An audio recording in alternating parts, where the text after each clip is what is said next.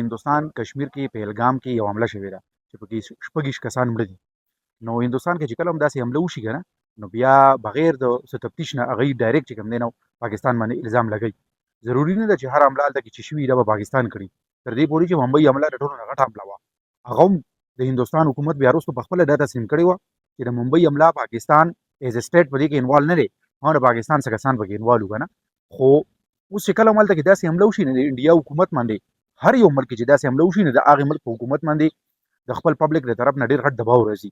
اوس د دغې دباو د کمولو لپاره هغوی بیا خامخا داسې قدمونه پورته کوي چې هغوی دا دباو کم کړي.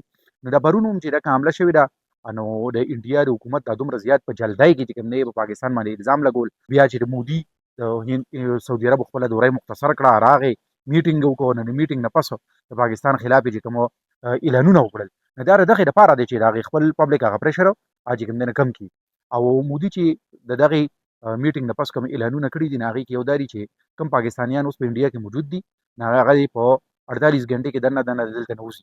که د سارک د معاهدې لاندې چې کومو پاکستانیانو له موږ ویزې ورکوو، هغه ویزې به اوس د یو وخت لپاره ودرېږي، لږه به نه ورکوو. او بل چې سفارتي عمله ده په دلي کې چې د پاکستان کوم سفارتي عمله ده، نن هغې تعداد به 55 دی، نو دا د 15 پورې چې کوم دی نو دا به کم کوي. او په اسلام آباد کې چې د انډیا کوم سفارتي عمله ده، نو د هغوی ته یې هم ویلي دي چې څه کسان یې پکې یاد کړي چې تاسو واپس خپل ملک ته راځئ. واګه بارډر چې دی نو د واګه بارډر د بندولو یو اعلان کړی دی، واګه بارډر یې بند کړی دی. خو په دې ټولو اعلانونو کې د ټولو نه غټ اعلان چې دی نو دا د سینتاس معاهده معطل کول دي.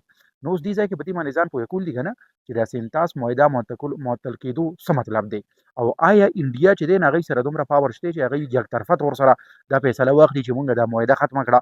ځکه چې معطل کېدو کې او د معاهدې په ختمېدو کې ډېر غټ فرق دی. نو دا معاهده خو مونږ تاسو ټولو ته پته ده چې 1960 کې شوې وه، د ورلډ بینک د دواړو ملکونو منځ کې کړې وه. اوس چې ورلډ بینک د دواړو ملکونو په منځ کې کړې ده، نو ورلډ بینک یې ګارنټر دی. نو که چېرې یو ملک یک طرفه طور سره د دې معاهدې نه لاس اخلي، نو ورلډ بینک چې کوم دی نو هغه به منځ ته راځي. بل چې که چېرته یو ملک ولګوي انډیا اوس دی او هغوی وایي چې مونږ دا معاهده ختموو، نو بیا پاکستان سره آپشن شته. پاکستان سره یو آپشن دا دی چې هغوی انټرنیشنل کورټ اف جسټس چې کوم دی عالمي عدالت انصاف هغې ته لاړ شي، خپل کیس وړو.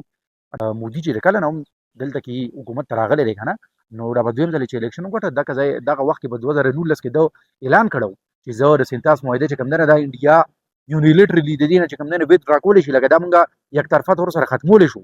خو چې وایي کله ده دا اعلان وکړو که نه، نو ودن ا ویک په دغه ویک کې دننه چین چې دی نو د دریای سیند اوبه بند کړی وي.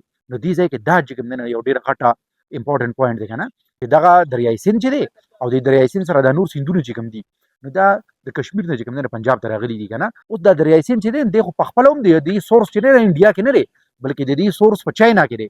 نو وایي چاینا بیا هم داسې کولی شي چې انډیا اوس لکه په دې کې سیندونو کې چې کوم سیندونه د سینتاس معاهدې تحت د پاکستان په حصه کې رسېدلي، که انډیا د دې اوبه بندوي، نو چاینا بیا د دریای سیند اوبه هم بندولی شي. اخره کې د ویډیو کنکلوژن دا دی چې د سینتاس معاهدې نه یک طرفه طور سره انډیا لاس واخلي، دا ډېره زیاته مشکله ده، بلکې تر ناممکن حده پورې ده. اوس چې دا حملې شوي دي، د دې نه پس انډیا څه کولی شي؟ نو انډیا چې کوم دی نو یو پاکستان کې دننه یو سرجیکل سټرایک هم کولی شي، یا په انټرنیشنل فورم باندې د پاکستان خلاف اواز اوچتولی شي چې په پاکستان باندې ډېر دباو راشي.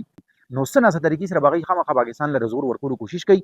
خو نن چې په پاکستان کې د قومي سلامتۍ کمیټۍ کوم اجلاس شوی دی، نو په هغې کې هم هغوی دا ویلي دي چې موږ د انډیا هر قسمه که هغوی داسې قدم پورته کوي، موږ هغې ته تیار یو، او چې هندوستان څنګه قدم پورته کوي نو هغوی له به هم د هغوی په انداز کې جواب ورکولی شي. ډېره مننه.